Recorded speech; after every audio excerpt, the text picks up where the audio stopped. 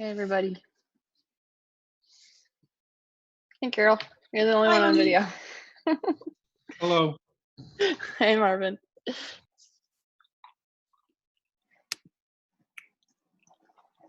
I had to finish eating. That's all good. Marvin, that call tonight is at 6:30. Yes. If it's okay Oh. with you, I might just get you started and then just leave it going but not be there. Okay. How's it going? Crazy? With this job thing? Yeah. Yeah, I mean, it's fine. It's like, yeah, it's good. I mean, ultimately, it's like, I'm just trying to figure out what I'm, like, there's lots of stuff going on that I don't think I'll need to do long term, like a bunch of data entry that they're just behind on. And I was wondering if I was going to have to get stuck doing that forever, but, and just calls, they're just getting flooded because they're, all of any women and minorities that apply to the state grants get referred to them if there's any questions. So it's just like a flood of just like responding to voicemails. But aside from that, I get to just basically be paid to network. So You're making all these projects, making connections all the time, so yeah, that's pretty much what the job is going to be. So it's kind of fun. All of the outstanding projects for partnerships that they've been like trying to get to are all people that have partnered with already for like the space and stuff. So cool. And did you see Amy Peverty's message on No, but she sent it to me ahead of time. I meant to send it to the board. She asked if it was okay if she did it. It's in nice. It's in today's JO as well as oh really? Yeah. Oh, wow. You put on the listserv yesterday, I think. So yeah. Oh, crazy. Yeah. That's cool.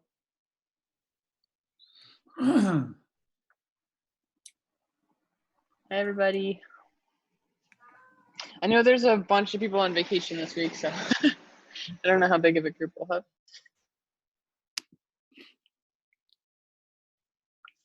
Give it another minute because I'm sure Gary at least will join. And Erin, if you wouldn't mind taking notes too, I know you always do, but Ashleen's on vacation, so she definitely won't be doing it.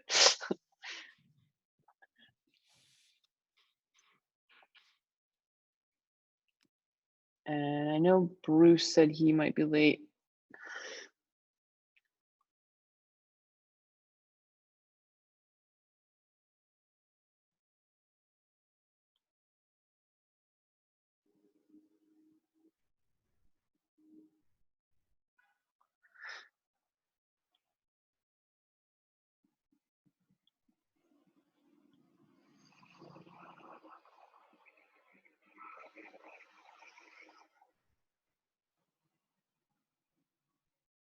Just give Gary a minute. Hi, Ted.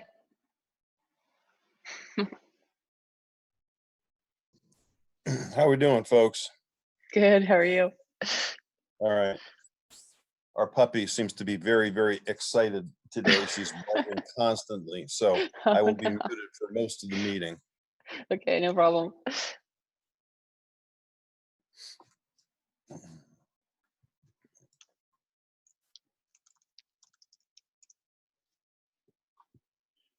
Ted, how does the cat like him? Do the cat and dog get along okay? They actually do. For a long time, when we first adopted the puppy, the cat was terrified. Just spent the first week that we had the puppy in the basement. But they get along well now. They play a lot, which is good because our other dog is very, very elderly and gets impatient with our puppy who wants to play. So it's nice that the cat and the dog box with each other. Awesome. I see Gary's on, so I guess, does anybody have anything additional other than the standing agenda? Cool. Gary, do you want to give us an update on emergency management? The only real update is that food will be given out at Oxbow starting at noon on Friday. Other than that, prepare for Saturday when everybody must have a mask. I've given out posters to most of the businesses in town and Monique has the rest of my left if anybody needs a poster for their business. Those are that they're put out by the state. There's various messages on them, but they all promote wearing the mask and give reasons why you should. Other than that, nothing. Cool. Thanks, Gary. And I did send a note to the Bradford Business Association, asking them to share about the mask posters in case any businesses want them. They're going to send me a few more too, so. Okay. Yeah, go ahead, Marvin. Do we want to have any sort of a message around to follow up on Phil Scott saying, we don't want any confrontations, but I mean, is there a message? I mean, is there a standard line that we can use for, trying to help people who we come across who aren't wearing masks? I guess that's my only question. I mean, is that something that we should think about sending out through Bradford Resilience or listservs or something like that, or do we just kind of let it be? I don't know. Gary, what do you think? Oh, so you're eating too. You really catch it. that's a difficult question because it's so politicalized right now. You might end up in a physical confrontation. At the very least, you might end up in a very nasty verbal confrontation.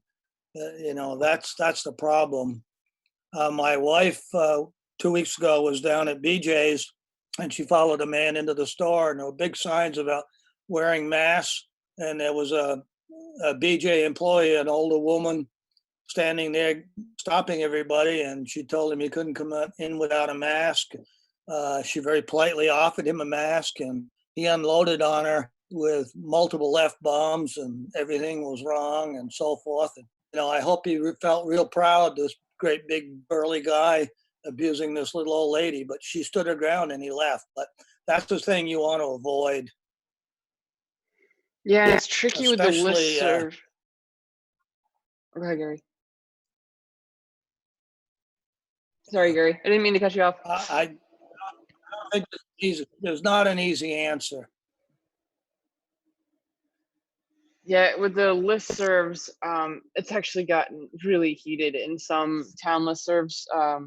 Some people were posting inaccurate stuff about masks, and then it turned into this big thing. It's actually potentially they're threatening like a lawsuit for the listserv administrators taking down the post and removing them temporarily, and it's like a whole big thing. So I don't know, like I think the posters around town make sense, but I think it's a tricky thing to like I even shared Governor Scott's he had put a Facebook message out on Facebook kind of explaining the mask thing, and I shared it on the town group, and even that got mixed messages to it that were, some were fine and some were just like out there.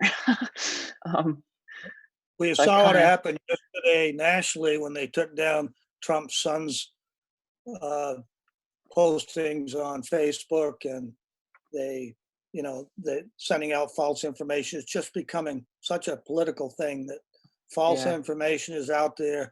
If you really want to inject Clorox into your veins, go for it, but I'd rather not. So I don't know. I think not, Marvin. If you want to as an individual, it's totally cool. No, go ahead. Just take your glasses off so when they punch you, you don't break the glasses.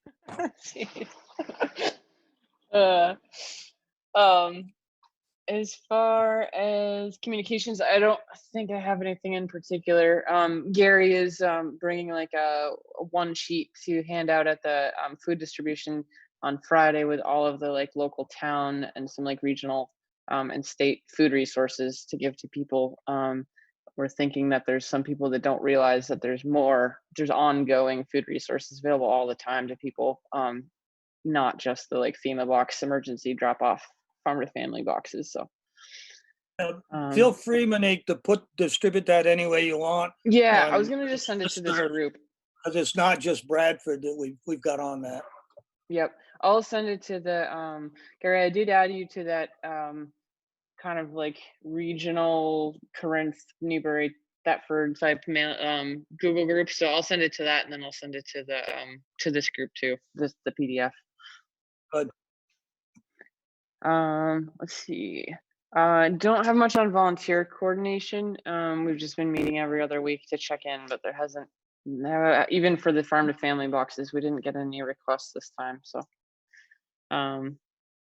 but we will, like when the town needs to do voting and stuff, we'll just send out opportunities there. If anybody has organizations that do need volunteers in the meantime, like definitely feel free to send a message and I'll put it out there. But let's see. Ryan, town, state government stuff. Elizabeth Park is open back up, so that's good news, I think. There's plenty of signage up there letting people know how to use it, come play, don't hang around. Bathrooms are clean once a day. I think we have hand sanitizer stations there. I'm not sure what the end result of that was. And then the news about Bradford getting some EC fiber service, even though that was a couple weeks ago. I don't know if that was covered. So that's really good news. I don't know. I don't know if Ted has anything else besides that. No, Ryan, you covered everything. I was going to say, like you, I'm not sure if the hand sanitizer stations are up in the Elizabeth Park building or not. I'm 99% sure they've been ordered. I'm just not sure if they've arrived and been installed, but the park is open and we haven't heard any complaints, so I guess that's good. Well, yeah, go ahead, Marvin. Any news on the status of the solar project and/or the Tractor Supply Company project on going forward? The solar project, the Public Utilities Commission held a hearing a couple of weeks ago, more than a couple of weeks ago. And both sides were allowed to file, I guess, what are they called, briefs responding to the testimony. I'm pretty sure that process is all over with. And at this point, I believe it's just up to the PUC to issue a decision. So there's been no decision on that. Tractor Supply has not submitted an application. The Regional Planning Commission has approved the new town plan that would welcome retail commercial development on the east side of Route 5 on the lower plain. Don't get me started on east versus west, but anyway, they've said east side. The new regional plan doesn't go into effect until something like August 15th. And in logic that I can't quite wrap my brain around, Peter Gregory has said that, well, the old regional plan is still in effect. And so if Tractor Supply were to submit an application today, we would apply the regional plan that's in effect now, and we would oppose the application. So my belief is that the developer who wants to bring in Tractor Supply is planning to submit an application after the new regional plan goes into effect in mid-August.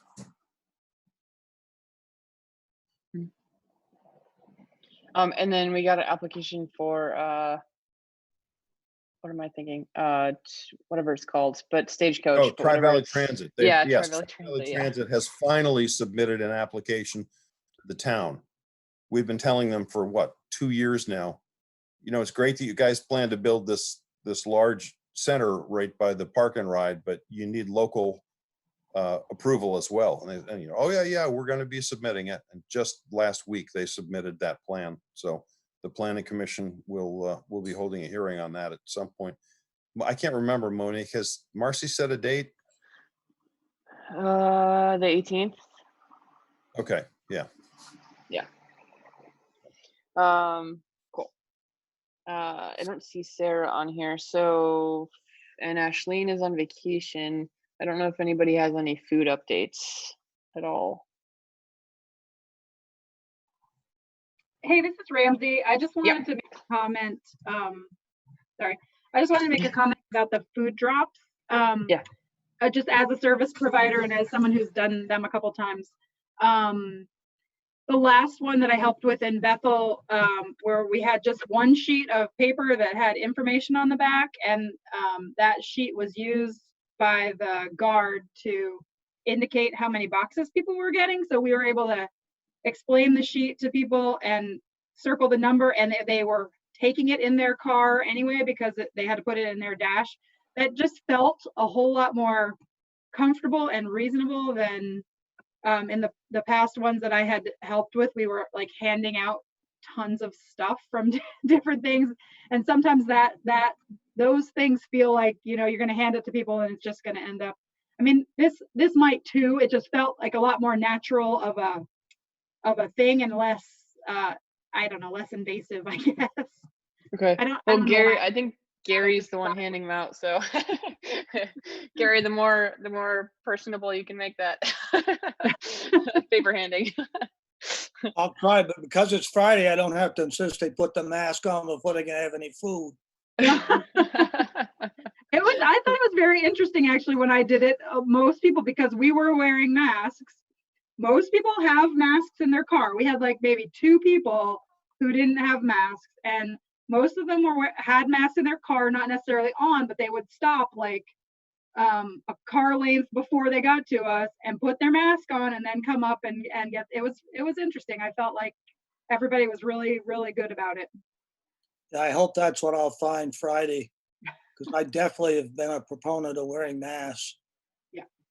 But I wouldn't have the authority to say no mask, no food, or I'd like to. Cool. Thanks, Ramsey. And oh yeah, Ayla's on vacation too. But Mike, is there any updates from Little Rivers? No updates from us. Okay. Cool. Erin, any business financial updates? Can't really think of anything. Yeah, I can't think of anything. Okay. And Patty's not on the call. I don't know if there's anything with loans and stuff, but Yeah, go ahead, Marvin. I just wondered if I should have asked Mike, can you give us an update on how the testing's going, and you know how much testing they're doing and how much of it is you know, Orange County still is up to 15 cases now, but it doesn't look like any of them are too close. I'm just curious about. Testing is pretty steady. I think we crossed 400 tests total. They have upticked recently because there was a positive case over in Bath. So we brought some people in to get them tested. But other than that, turnaround time has increased significantly. I think on our Monday COVID team call, they were saying we had tests 10 days out. So we're looking to try and use different labs, partner with Cottage Hospital to get a much more rapid turnaround time on getting results. Cool. Thank you. Yep. Let's see. Carol Freeman, Sport for Seniors. Yeah, there's not a lot new. One of the things that I learned last evening was that Margaret Pratt has been able to open internally so that the residents there are able to have communal dinners and some communal activities, which they had not been doing. So that's a good positive step for them, and they're doing the outdoor visits. Cool. And those are going very well. Awesome. And they may be able to figure out a way to increase from 2 visitors at a time to 4. So that's what they're working on. And then they're going to sort of hold in place. But they've had no staff and no residents who become ill. So that's a good thing. Cool. Carol, do you know, have you heard from the senior center as far as like Meals on Wheels usage at all? Yeah, I don't know if I've got the letter here, but we're serving 64 residents in the area, and they've served something like 5,000 meals. I had a letter that said the exact number, but it's going well. There's not any guidance that's going to allow the center to open anytime soon for any other activities or for congregate meals. So. Okay. Well, thank you. Let's see. Bruce isn't on. Danielle is away from her. Oh, there's Danielle. Hi, Danielle. Do you want to do a school update? Sure. I'm sorry. I was trying to That's organize fine. what I was gonna say. I know it got pushed back, right? Their opening date got pushed back. Yeah, so I tried to share that out through the listservs this morning. So the governor did make an announcement yesterday, which that the first day of school is now going to be September 8th, which I do think, I think is a good thing. I think the biggest thing that it's going to give us as a district is it's going to give those sort of 10 days of work days for the staff, building staff and administration to sort of to have that planning time, which is going to be huge because right now, all of the teachers and staff and administrators are working their summer to try and figure this out. And so this will give them the ability to sort of maybe take a few days to relax and maybe take a vacation, and then go back at it with some renewed energy before the kids get there to really put the fine details on it, which I think is huge. The staff and administrators are under just a tremendous amount of stress, as a lot of us are. But so I think that's a huge stress reliever for people. I don't know how parents are going to take that. As a parent, I'm a little stressed about that only because I feel like 2 weeks can make a huge difference in the way that this COVID goes. So you could have, low cases and then all of a sudden we get a spike. And so then you wonder, are we risking not being able to get the kids back in, even if it's just for a couple weeks or whatever? There's just so much uncertainty. So that part's a little stressful. But I do think it's a really good thing for our staff and for the kids in the long haul. I think it'll give the professional staff time to plan. So that's that piece. And I think sort of the local, logic behind it. Then the other thing is I did post this morning and I posted it to this group as well, is sort of a message out about that, the services available for families. And I know we've been talking about it on here, and I'm hoping that maybe we can make an offshoot group or something as far as how to get people to access things that are needed. And I did not know this either as a parent when I first started. I never filled out the free and reduced lunch things because I never thought it was something that we would qualify for, and so didn't fill it out. And that's not really what that form is all about. I mean, yes, that's part of it, but there's other parts of it that really do provide the state with information about what's going on in our community. So even if there's a lot of families that do qualify, but there's a lot of families that don't qualify but miss by a little bit, it gives them some information and data to sort of plan for possible services or people who are going to maybe drop into availability or eligibility, or maybe they can adjust their eligibility piece. So there's a lot more to it than just, whether or not you're able to get free and reduced lunches.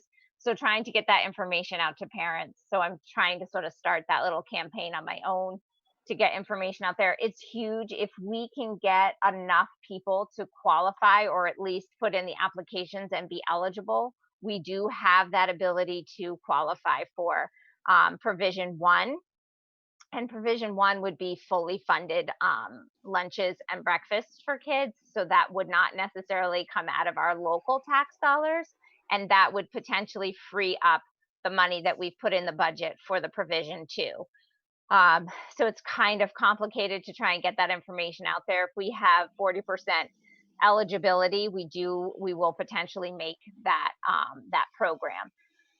So I'd like and it's to work. Yeah, I'd like to work on that with you, Danielle, as far as like trying to figure out like social media or whatever, like trying to figure out something. And then we had talked with, yeah. And I think some of it too, like even today, like, trying to look at all the different places where there's information, there's a lot of information out there. And even just going to the Department of Children and Family, the website says that it's pretty easy to do, but then there's like this huge read through this before you fill out this. And, it would be really overwhelming for somebody who's already feeling stressed. So I don't even know if maybe we could do some like open house things where you can make an appointment to meet one-on-one and sort of go through all of these applications and whether or not you're eligible or whether you think you should, and I know it's hard because it's personal information, so it's a tough situation. But anyways, I do think there's a lot of stuff that's available that people don't necessarily take advantage of, and I would love to try and work on that. So yeah, definitely we can do that off the sideline. But Awesome. so that's that piece. And then I do have, and I'm going to post it, that we did approve some new budget numbers. So I think, oh, did I get it all? Let's see. I'm going to try and post it in the feed here. Yeah. Okay. So we met last week, and we did adjust the budget number, and we have rewarned. We're still working with the local clerks as to how they want us to sort of push this information out there as far as how the vote's going to look.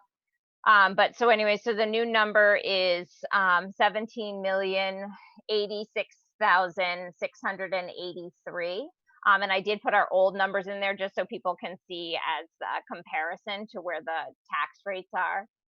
And I will say it's a frustrating process for sure. But I do want to share out, we did go to the OESU board last week, and we sort of pled our case to the SU board, and all of us, the OUUSD board members spoke to them and asked for them to reconsider some of the items on the OESU budget. And I was overwhelmed with the how receptive that board was to our situation. They all sort of understood where we were and were very open to the SU revisiting their budget. And so we were able to make some adjustments, not huge adjustments, but at least something. So I felt really good about that. And it just felt like, they had said that they would, and they did. And I felt like it was a very good team building and really sort of bringing us together as a unit, and knowing that, they're doing this for us with understanding that it's entirely possible that they could be in this situation next year or the year after. We're all sort of in the same boat together. So that was really, I felt like that was a real positive, and a move forward for that board. We definitely are working pretty well together right now, which is good. So, and I think that's about it. The summer meals, I know Bruce, I don't know if Bruce was going to get on or not, but the summer meals are still continuing. They come once a week. Last week I came home and there was 2 fresh pineapples, which was super excited. The boys were like, oh my gosh, I'm so excited. So that was kind of cool. So they really are sending home some great stuff for families, which is really awesome. So that's pretty cool. So, and that's about it, I guess. Cool. Thanks. Go ahead, Gail. I saw a listserv or somewhere, I forget, Daniel. What is the Boltonville School? Is that the Head Start building over on 302? Yeah. Okay. Wondering about Yeah, would you like me to update you on that? I wouldn't mind hearing about that. Okay. So about 2.5 years ago, Newberry was actually notified that we owned that property, which we didn't realize that we did. And it might have even been longer than that ago. So we started investigating how to use it, and that was just as Newberry. And then we, nobody really needed it at that point. There wasn't any need in our district. We tried to sort of see if BMU wanted it because it was kind of close to their facility, if they could use it. And there wasn't any real need. So we looked into putting it in on the market for sale. And then, so it had been on the market for a while. We did just get some pretty serious offer. And so because of that, we need to vote to authorize us to officially sell the property. In the last year, we did have it inspected in order to have it put on the market. And we did discover that there was a mold and asbestos issue in the building. And so any thought of us using it for any like school purpose would require at least I think the estimates were somewhere between $50,000 and $60,000 to get it to a usable building for anybody to inhabit, really. And so we chose to keep it on the market and sell it as is. So right now we have a motion or an article on the new warned budget warning to authorize the board to sell that property. And is that zoned commercial? It is zoned commercial. It was previously used as a, I think it was like a Head Start, actually. Yeah. Hey, Danielle, can I ask you a couple of questions? And Sure. you can let me know if this is not the right forum, but I'm talking to a lot of educators about the restart to school. Does OUUSD have kind of a policy in terms of when teachers need to be out based on sickness, for how long, who's going to pay for COVID testing if it's necessary, and whether teachers are going to have to use sick days while they're out, or is there another system that they're going to use in order to determine that? So my understanding, and this is definitely much more of the HR realm. It is there a lot of that, and I've read through the guidance that the states put out. I don't know if you have or not. There is some of that built into that guidance as far as what is and what can be done. I know that in some of the meetings we've talked about, there is going to be some COVID related acceptances as far as, for HR reasons and health reasons and those types of a thing. But I think they're still trying to work through all of the finite details on that. It's a quagmire, to say the least, I think. So I know Melanie is working through a lot of that right now. So I think there's going to be some guidance coming out hopefully soon to sort of figure that out for teachers. Yeah.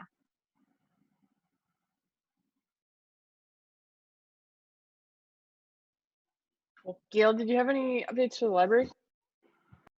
Yeah, thanks. So the library now has 2 laptops for lending, and we're able to lend to adults outside if they want to borrow a laptop, if they don't have a device. It's kind of hard to promote it because people who aren't online at home can't read our marketing online. But anyway, I put it in the JO. Hopefully they've got it in this week. I haven't checked yet. And also I've started doing story hours down in Bach Park on Fridays. I did one last week and had 12 kids. And through this time, I'm giving out free books, brand new books from Cliff, the Children's Literacy Foundation. I told them I'm doing this, and I have hundreds of books to give away. So I've been giving out books. That's been going great. This week, I'm doing a musical story hour with the music teacher from Bradford Elementary School. That will be Zoomed. It should be a riot. I got people from Colorado asking for the link. And then all through August, we'll be doing story hour Friday mornings at Bach Park. So I'm really excited about that. And then, let me see. Oh, we have a new little library set up at the Little Rivers right here in Bradford.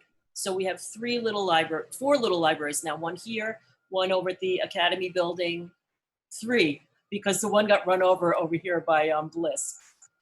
So we don't have that one anymore, but we have 3. Now we have a new one at Little Rivers.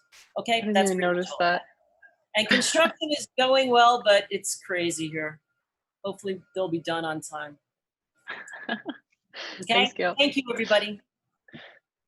Nancy, do you have anything from mentoring or conservation or anything you wanted to share?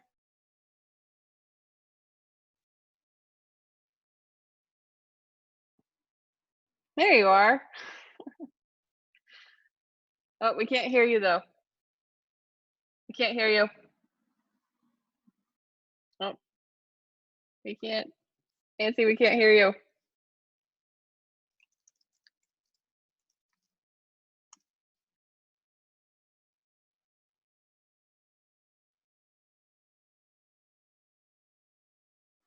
Where's the phone number?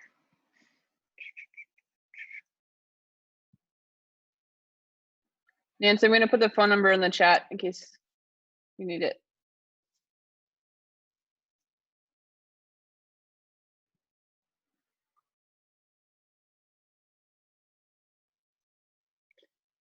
In the meantime, Carol, are there any updates on the churches? No, we're still trying to figure out when we can open, and the guidelines are pretty lengthy, so I think it's going to be a while. Okay, everybody's still doing Zoom services. Yes. We've been one of the churches is Grace United is doing the chicken at least. I got chicken last weekend. And they've had a good turnout on both weekends that they've done it, which is really good. Oh, I have a question on that actually. While we're waiting for Nancy, it always says 11:30, but I feel like they're always done by. They're always like set up by 10:30. Can you go early?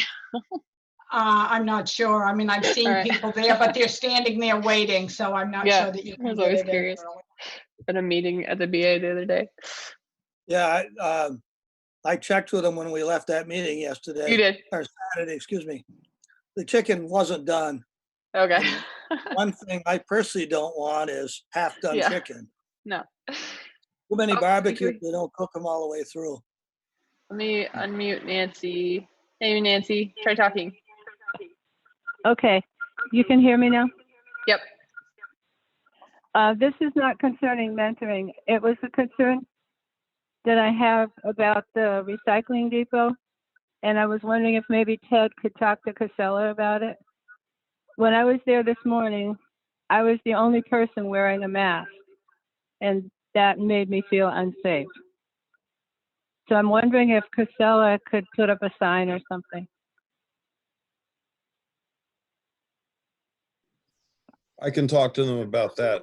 I certainly can. That's a good point. Thank you, Nancy. And the other thing is news from the Conservation Commission. We're doing a tree giveaway on September 19th at the Town Highway Garage. 75 families in Bradford are eligible to receive 2 free trees per family. And there will be a place online where they can make their order ahead of time, and then a schedule for picking up their trees. And that's it. Cool. Thanks, Nancy. Okay, and then Danielle asked about Teen Center. I've been following them on Facebook, and from what I can tell, they're doing awesome. It seems like they have kids there, and then they've been getting a ton of food. I think the last update I saw was over 200 pounds of veggies from Willing Hands, and milk and eggs and things like that. So they've got a couple refrigerators down there, and they're getting food from Willing Hands and then dispersing it to kids. Awesome. Do you know, because I've been watching to see, are they practicing like masking and social distancing and that kind of stuff? Because I Yes, wasn't sure. I couldn't quite they had flush that out. originally posted that, like, I think by I think you have to sign up and make reservations ahead of time to go in, and that kids do, and then they are doing distancing and masks. And every picture I've seen, everybody's had a mask on, so that's good, because usually somebody lets it slip a picture without a mask, so they're not doing it. Yeah. Great. All right. Hey, Monique. Yeah. I wonder if maybe we should invite either Patrick or Bridget to be on these calls to represent Yeah, that's the a good teen idea. center. Maybe. Yeah, no, that's a really good idea. Okay. Cool. Yeah, go ahead, Gail. I forgot 2 things, if you don't mind. Danielle, That's fine. first of all, I'd like to say that, my story hours might be a good time if those forms are paper. I can hand them out, or some sort of notice. If you have a PDF of something you want to send me, I'll make some copies and offer them to families, local families. And the second thing is, for everybody, I hope you can help me with this, is that August is the bag program at Hannaford's supports the Bradford Public Library through August. And so if you can spread that or buy a bag, or it would help the library. Thanks. Cool. Thanks, Gail. Ramsey or Linda, anything on housing? I can't remember what's happened for our last meeting, but there are funds available now through the CARES Act, through Vermont State Housing Authority. I think you have shared links to that. There are some grants available for landlords who want to rehab units. I don't know enough about what the actual details of that, what they have to commit to for who they're going to rent to, but Not sure if I have any other updates. It's I'm having a really hard time finding available rentals for people. So that is a struggle. I think in Bradford, I just got an email that there is I think it's a second floor, 1-bedroom apartment available right now. So if anybody knows someone in need, but otherwise it's been a little bit hard finding things to put people into. Okay.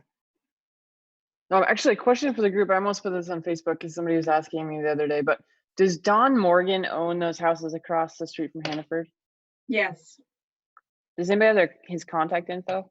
Do you have this? I have phone number. Okay, cool. Somebody was asking. I'll email you. Okay, cool.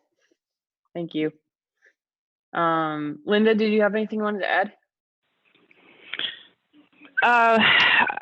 Trying to think. I think Ramsey covered most of it. There will be additional housing assistance coming out that we just don't have the details on yet. So if people are struggling, they can give us a call. We'll do our best to connect them. The renovation assistance is up to $30,000 grants. It's to rehab units, bring them back online. They can be occupied if it is a matter of needing to fix something egregious. And people in Orange County can contact Downstreet because they're the ones that are overseeing those funds for this region. They do have to commit to 5 years of maintaining rents at or below fair market. So that's the kind of the payback for that grant. Beyond that, we don't have anything else as far as energy assistance right now. We've heard money may be coming out, but we don't know what it's going to look like or when it's going to be available. Farm to family coupons, we do still have available. So if folks need them, they can give our office a call, and Erica or Ramsey can probably help them connect with those. And I think that's it for our services. Cool, thank you. Danielle? Yeah, so I realized I missed something looking back through my notes. So one of the things I did want to just mention, and this is just for us as a community to know, is that the guidance from the schools are projected to come out on Friday. They're hoping to have letters home to the parents. And then Zoom meetings, informational meetings will be happening the week of August 11th. So either the 10th or the 11th, either for Oxbow or BES and Newberry are both doing, I think, the 11th. And then Oxbow, I think, is doing the 10th as far as their Zoom meeting. So when that information comes out as far as guidance and what those days, the actual structure of school go, I will also share that out to this group and also to the Facebook world and all of those things, because I do think obviously sometimes as parents we live in that little cocoon and we don't necessarily share that out. So I will try to make sure I get that information out so that people know what it's going to look like at that moment in time, at least. Who knows? But so cool, thank you. And I guess when we did the business piece, there still is state funds available for businesses. So if anybody, maybe I'll actually send a note to Sarah to push that in the BBA newsletter. There's still CARES money for businesses, and they opened up sole proprietor money as well. So cool. Anybody have anything else? Cool. And I think we have enough. If Nancy and Brian and Carol and myself, I guess I'm the only one, stay on. I don't actually know that we have anything. We're a little bit behind in minutes. We needed to approve ones from the previous meeting, and then Ashley didn't take them, and neither did I during our last meeting. So we have to write those up for this past meeting.